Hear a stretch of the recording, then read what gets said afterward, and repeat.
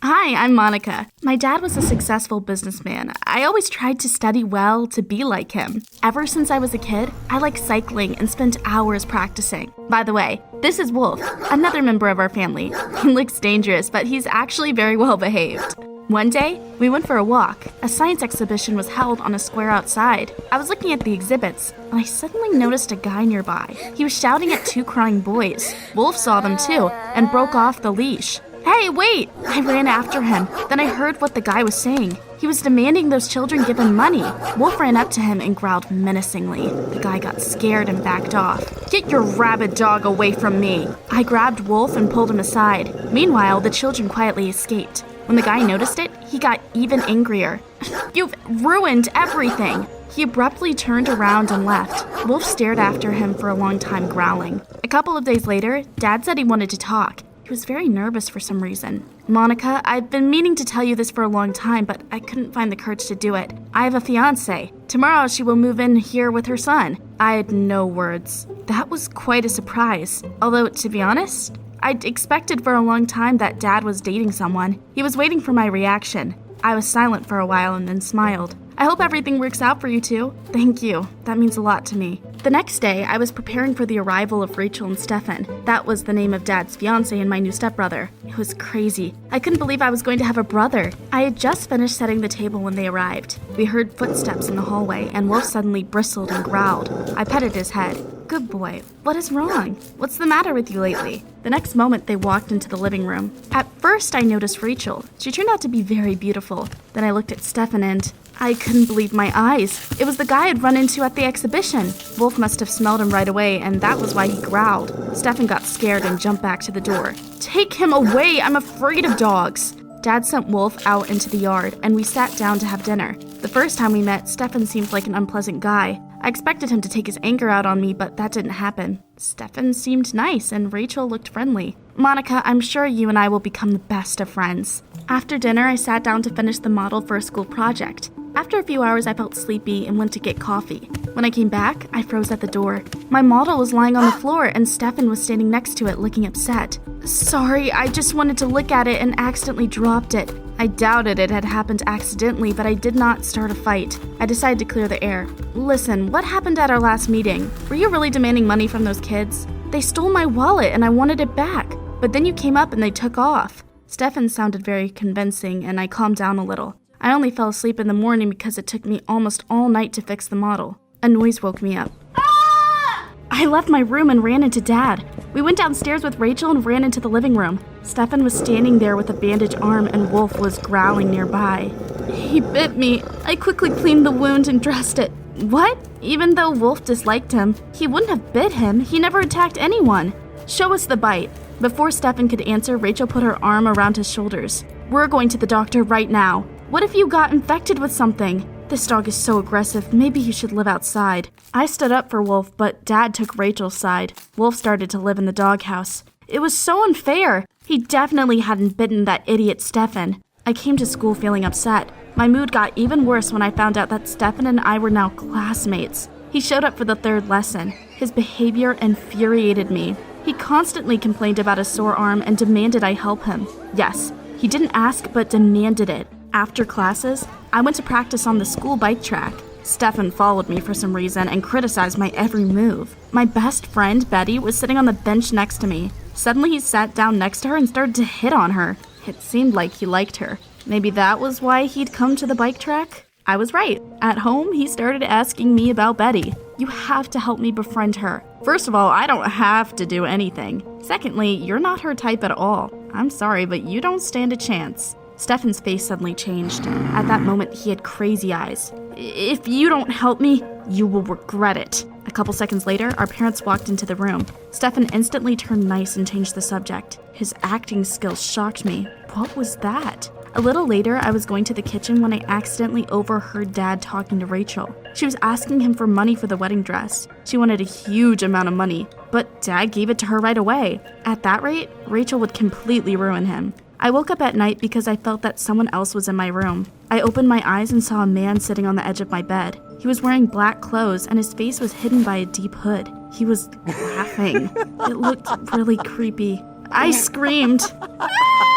Dad and Rachel came running to my screams and turned on the light. The creepy stranger turned out to be Stefan in dark pajamas. What's going on here? Stefan snuck into my room and scared me. Nonsense, I came because you were screaming in your sleep.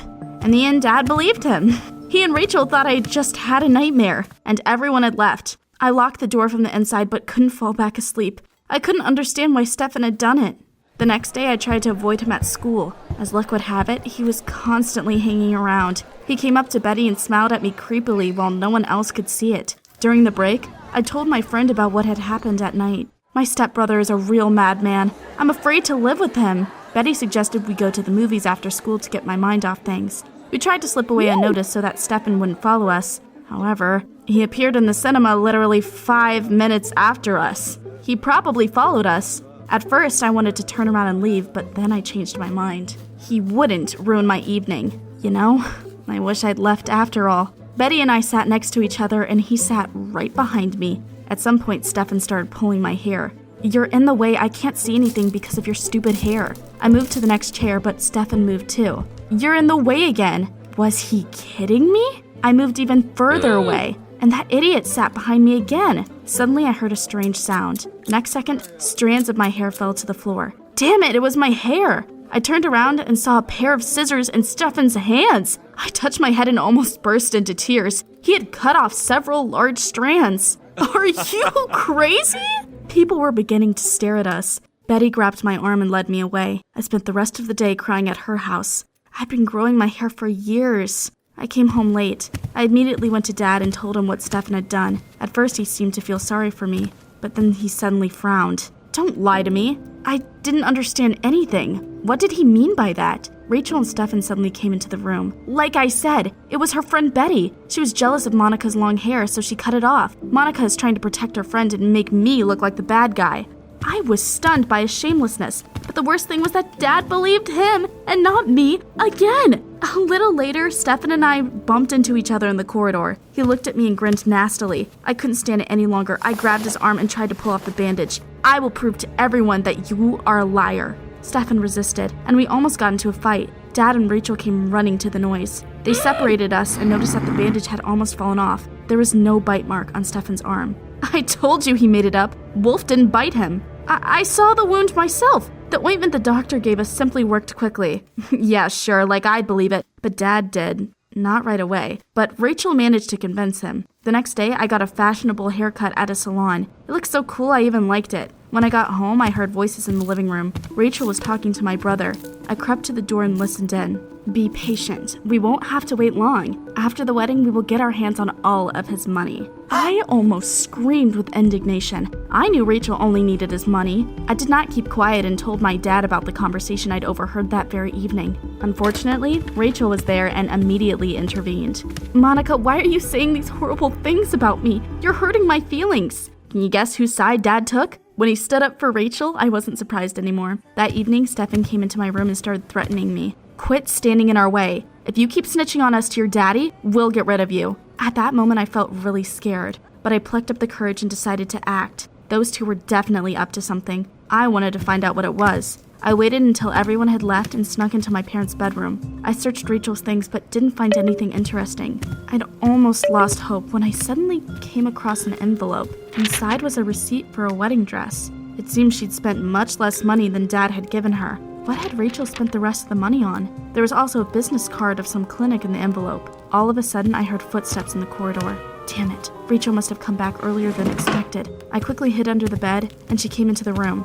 I finally got lucky. Rachel changed her clothes and went downstairs, so I managed to sneak out unnoticed. Before going to bed, I googled the name of the clinic and found out that it was some sort of center for genetic examinations. I was so confused. Why would Rachel go there? The next day, something happened at school. During the break, Betty called me into the yard. We saw Stefan harassing some younger students there. It was clear he was demanding money. I doubted they'd stolen his wallet, so Stefan had lied about the previous time too. He was just taking children's money. Betty and I defended the kids and went to the principal. Now that jerk would definitely get it. Might be hard to believe, but Stefan got away with it. He came out of the principal's office with a satisfied smile on his face. He was a brilliant actor and even made us look guilty. He said we were setting him up. He scared the children to make them keep quiet. I didn't know what to do. I tried to figure out how to deal with Stefan, but nothing came to mind. After school, I decided to relax and go for a walk with Wolf. However, when I saw him, I realized that something was wrong with him. He was sluggish and didn't even react when I called his name. I got scared and brought him to the vet. Wolf ate something wrong.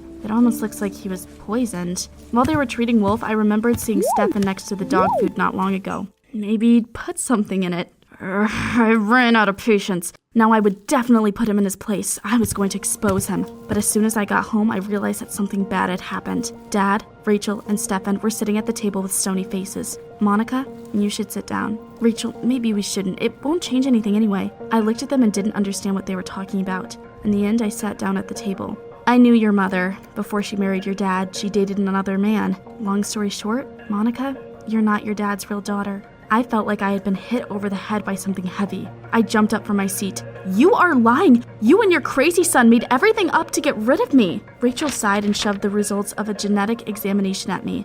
There was a symbol of the center at the bottom. I had seen it on their business card before. It turned out they used my hair as the biomaterial, the hair that Stefan cut off. Don't start that again. I just took a hair off your clothes. I didn't believe them. I was sure they were lying. Rachel had probably used the money Dad had given her for the dress to buy the results of the examination she wanted. After Rachel and Dad had gone to bed, I sneaked up to Stefan and pressed him against the wall. The scumbag didn't even deny it.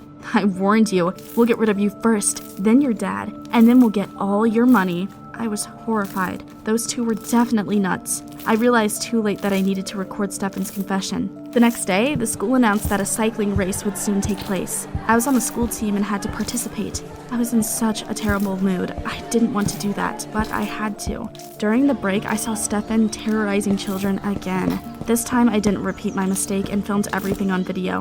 Then I showed it to the principal.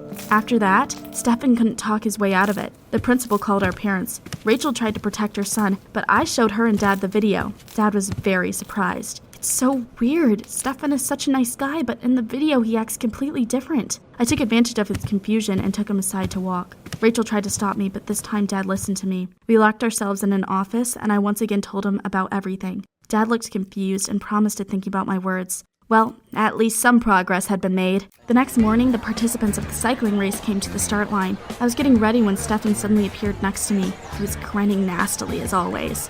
Good luck, sis. I tried not to pay attention to him.